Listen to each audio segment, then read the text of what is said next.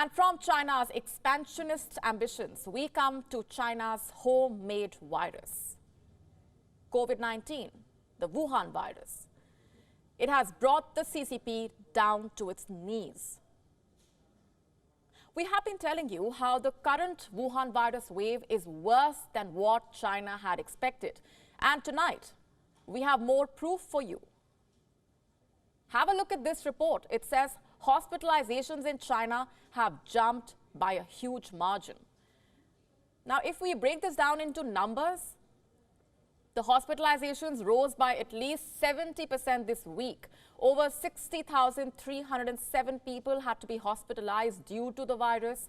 The WHO says this is the highest rate of hospitalizations in China since the pandemic started. And the visuals from China are a testimony to this fact. Look at these images. They were released by the state broadcaster CCTV. They are from a hospital in Beijing. They show the patients lining up outside emergency rooms, doctors tending to the infected lying on the stretchers. Watch this. 医院根据患者病情的轻重缓急，在重症病房和新冠综合病房之间进行灵活流转，统筹兼顾了新冠的重症和非新冠的重症病人的救治。 Since mid-December, the number of patients we have received at the ER has increased by 2 or 3 folds.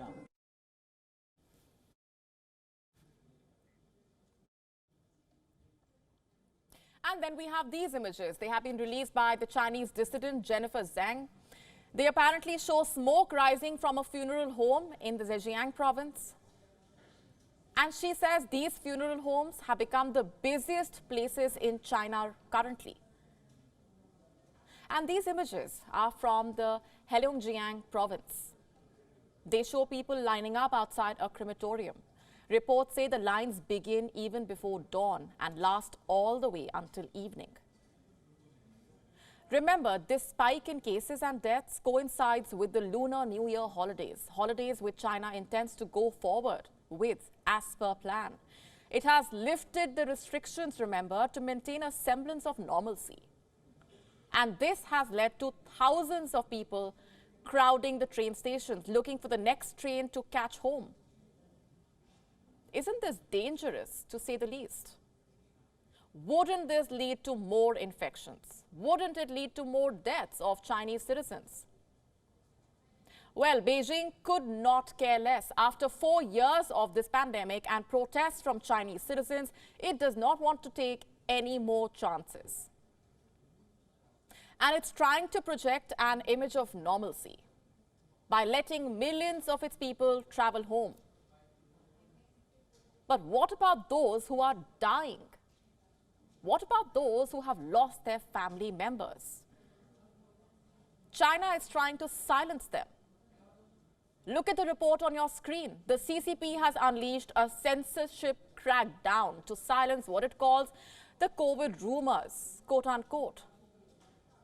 And according to this report, Chinese cyber authorities have announced new internet regulations to ensure there are no gloomy sentiments caused by the countless deaths, at least for the next 1 week of the holidays.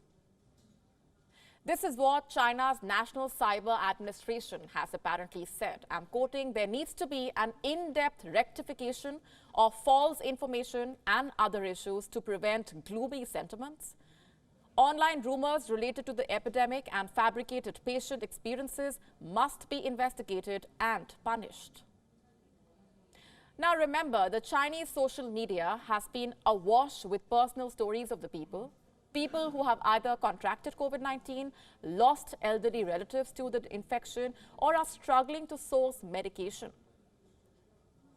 These stories have prompted unusual levels of online criticism against the Chinese regime. And the CCP, being hypersensitive to any form of criticism, plans to use these censorship rules to protect its image. And as for those suffering, it's subjecting them to inhumane practices like these. Ice burial. What exactly is ice burial? Well, through this technology, corpses can be instantly frozen in liquid nitrogen at minus 196 degrees and then turned into powder form. This process is much faster as compared to cremation.